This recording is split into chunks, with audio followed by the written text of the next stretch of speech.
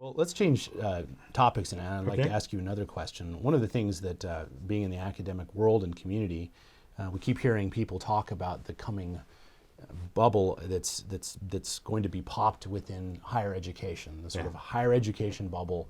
Maybe you could just take a moment to describe what that is and how you sort of understand how that's playing out. Okay, let me just define the higher ed bubble. It's comparable to the real estate bubble. So basically, when people go into debt to buy something, buy a house that's not worth that they will, when if they sell it, they will not get enough to pay off the debt. Right. That's basically that real estate owners who are in that position are underwater. They owe more on their house than they can get from their house. Right. Now, so that's and back when real estate was appreciating like crazy, everybody thought, well, I'll buy the house now, and then it'll appreciate. I can sell it, and I can pay the debt completely off, and then have a tidy profit. Well, that's before the bubble bursts. That's the way it is before the bubble bursts. Now with the economic downturn, many cities have vast stretches of housing areas that are just the houses aren't worth what everybody owes on them. Right. Now with house, you can walk away and Sure. you can turn it back over to the bank. You can say, okay, that was a dumb move. But student loans are not like that. Student loans are non-erasable, Right. right?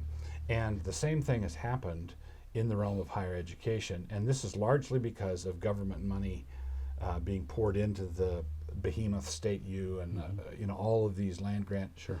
colleges. What's happening is there's a religious faith in education in America that everybody should go to college. I think that probably 20% of the population should go to college, but we think absolutely everybody should, and we think it's just, some 30% of Americans have a college degree, and we think that that's a problem to be solved. Right. And so we want to subsidize colleges and so forth, and so we want to hype a college education as the ticket to a job. So if you get this piece of paper, you're going to have access to a world of jobs that you wouldn't have access to before. The problem is, and this is why we're in a higher ed bubble, the costs of higher education are ratcheting up, skyrocketing, and students are contracting loans and student loan debts that cannot be erased. They are with you, period. And the piece of paper they gets them access now to a job that can't service that debt. And that's why I think we're headed for a higher ed bubble bursting, when people realize this and they say, okay, I'm not going to do that. Or, Right. I'm going to walk away, or I'm not going to go to college. And a lot of colleges are desperate for 98.6 breathing bodies to fill the machine. And when people walk away, when they realize that the product being sold is not worth what they're going to be able to get from it, and they say, no thanks, deal me out, then the colleges are going to Right. be all four hooves to the sky, and that's when the bubble bursts. Right. So given that reality, I think it is truly a reality. I was having a conversation with one of my fellow professors, Chris Schlecht, who's over at WSU right now working on his PhD, and he said that one of the interesting trends he's noticed is how much younger the professors are coming into their jobs and the pedigree that they have by the time they get those jobs. So if you're going to even get a job that has hope of tenure, you have to do all of these things to distinguish yourself far earlier than the current set of tenured professors ever had to. Right. So the sort of separating the wheat from the chaff occurs even earlier, and the amount of academic horsepower you have to have, it has to be introduced even earlier. Yeah.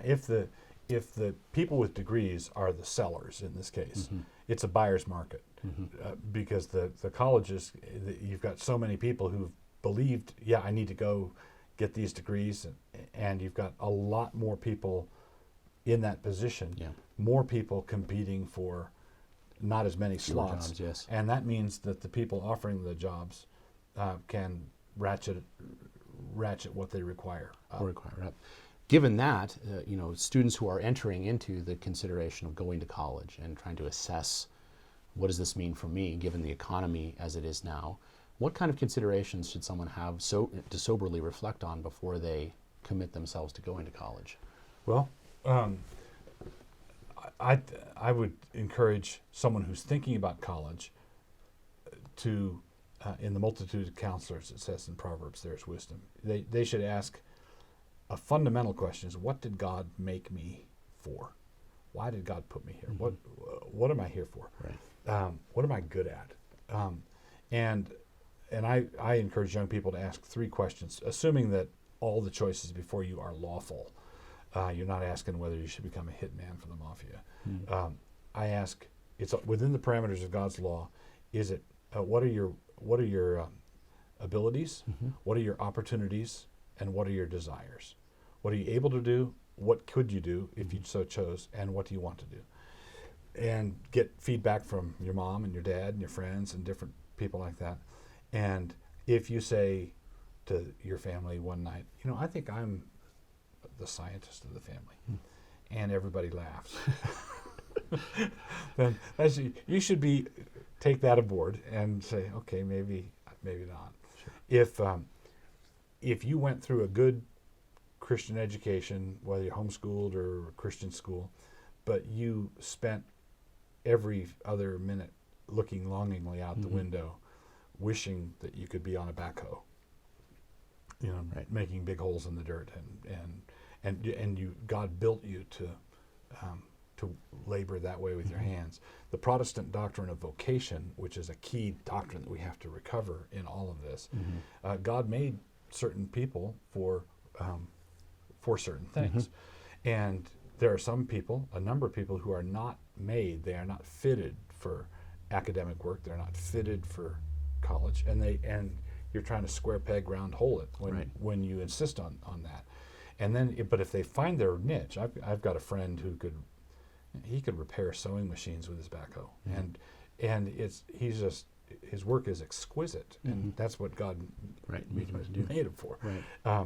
And I've told people that I write books for the same reason that dogs bark. I mean, that's just, that's what God made me for this sort of thing, and I've wanted to do that since I was in 6th grade. And so that's the first thing I'd say. Okay, get feedback and be willing to listen to your friends, listen to your pastor, listen to your parents about what are you good at, what are your abilities, suppose you think you're really good at academics, but no college accepted you. Well, that closes the opportunity door. And if you get accepted at 5 colleges and you think you could do well at all of them, and they all accepted you, what are your desires? Which one do you want to go to? Sure.